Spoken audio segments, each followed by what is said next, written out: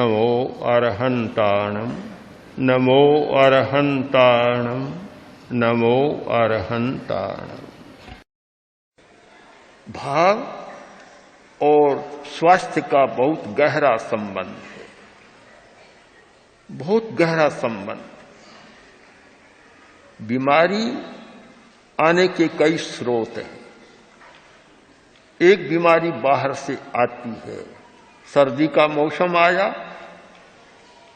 समस्या पैदा हो सकती है, कोई बीमारी आ सकती है। गर्मी का ज्यादा मौसम आया तो उसमें भी बीमारी हो सकती है।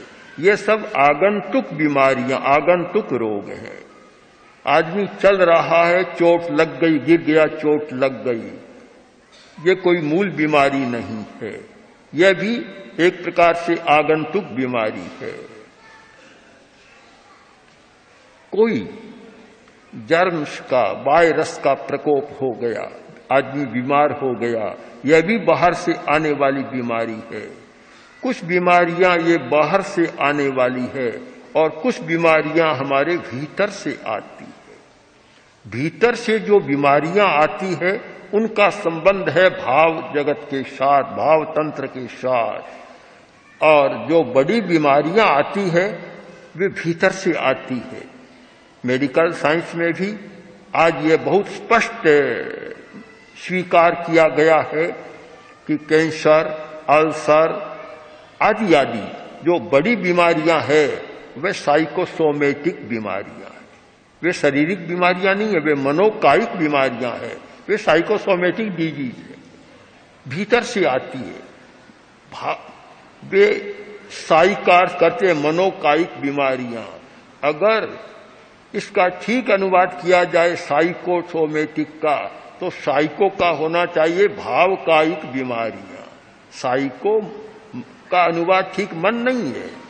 फ्रायड ने माइंड का प्रयोग किया था, किंतु युंग जो उनके बाद हुआ और उनका साथी भी था, युंग ने मनोविज्ञान के क्षेत्र में बहुत सूक्ष्म काम किया।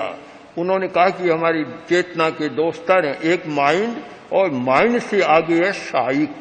हम माइंड तक अटक जाते हैं। माइंड कोई हमारी अंतिम यात्रा नहीं है, मंजिल नहीं है। उससे आगे है साइक। तो साइकोसोमेटिक यानी भावकायिक बीमारियां, ये ठीक अनुवाद उसका हो सकता है। तो बहुत सारी बीमारियां साइक से आती है, भीतर से आती है, भाव जगत से आती है। तो भाव जगत के साथ बहुत गहरा संबंध है बीमारी का। स्वास्थ्य का संबंध भी भाव जगत के साथ और बीमारी का संबंध भी भाव जगत के साथ। हम कुछ उदाहरण ले लें। एक व्यक्ति बहुत क्रोध करता है, बहुत क्रोधी है। अब क्रोध भाव है, भीतर का है। क्रोध का वेग बढ़ा और हृदय प्रभावित हो जाएगा। हृदय का कोई शत्रु है सबसे ज्यादा, तो क्रोध नंबर 1 है। पहले नंबर का शत्रु है क्रोध। जब क्रोध की सीमा बढ़ती है हमारा हृदय प्रभावित हो जाता है। भय बढ़ा और हृदय भी, फुफ्फुस भी और यकृत भी, गुर्दा खराब हो जाता है। कुछ व्यक्ति कहते हैं हम नमक भी ज्यादा नहीं खाते और चटपटी चीजें भी नहीं खाते, फिर उसका गुर्दा कैसे खराब हो गया। आहार भी एक कारण है बीमारी का, पर केवल आहार पर नहीं अटकना चाहिए। उससे भी ज्यादा सूक्ष्म कारण है हमारा भाव तंत्र। यदि डरता ही डरता रहता है तो उसका गुर्दा खराब हो जाएगा, उस पर असर आता है। हमारे भाव का शरीर के अवयवों पर असर होता है और रोग पैदा होता है। और एक परस्पर संबंध है इनका कि शरीर का कोई अवयव रोगी बनता है, उसका हमारे भाव तंत्र पर असर आ जाता है। एक आदमी का यकृत, लीवर खराब है, लीवर खराब है, कलह करने वाला हो जाएगा। कलह बहुत करता है, लड़ाई झगड़ा कलह करता रहता है। अब कलह का कोई औषध उपचार तो है नहीं, दवा तो है नहीं, पर ध्यान दिया जाए।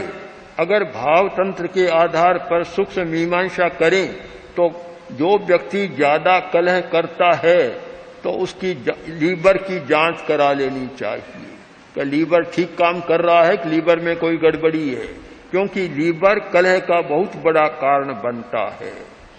एक आदमी चिड़चिड़ा स्वभाव है, चिड़चिड़ा स्वभाव बन गया, जांच करनी चाहिए कि उसका लीवर कैसा है। एक व्यक्ति उदास होता है, बिना मतलब उदास हो जाता है, उदास रहता है, प्रसन्न नहीं रहता, प्रसन्न नहीं है तो भी जांच करनी चाहिए कि लीवर कैसा काम कर रहा है, लीवर का फंक्शन कैसा है। लीवर और स्प्लीन, तिल्ली, दोनों ठीक काम कर रहे हैं, कैसे कर रहे हैं। अगर वे ठीक काम नहीं कर रहे हैं तो अकारण आदमी उदास बन जाएगा। प्रेक्षा ध्यान की मर्यादा में इन सब पर विचार किया गया कि हम स्वास्थ्य पर ध्यान दें, बीमारी पर ध्यान दें, तो केवल बाहरी कारणों पर ही अटक न जाएं। बाहरी कारण भी हो सकते हैं, पर हमारे शरीर के एक एक अवयव पर भी हमारा ध्यान जाना चाहिए कि कहाँ क्या हो रहा है। भाव में जहां भी थोड़ी गड़बड़ होती है तो समझ लो कि शरीर का अवयव कैसे काम कर रहा है, और शरीर के अवयवों में गड़बड़ होती है तो हमें ध्यान देना चाहिए कि हमारा भाव कैसे काम कर रहा है। दोनों का अन्योन्य संबंध, इंटरेक्शन, दोनों का परस्पर क्रिया, परस्परता है, एक दूसरे का संबंध जोड़ना। जो प्रेक्षा ध्यान के प्रशिक्षक बनते हैं उनके लिए तो इस विषय का ज्ञान करना बहुत आवश्यक है कि वे इस बात पर ध्यान दें कि व्यक्ति के स्वभाव में क्या है और स्वभाव अच्छा है या नहीं है। हमारा एक सूत्र बनेगा, प्रेक्षा ध्यान का सूत्र है कि संतुलित भाव स्वास्थ्य अच्छा, विचार अच्छा, असंतुलित भाव स्वास्थ्य खराब। भाव का संतुलन नहीं, बैलेंस नहीं है तो स्वास्थ्य बिगड़ जाएगा, और अवयव ठीक नहीं है तो भाव भी प्रभावित हो जाएगा।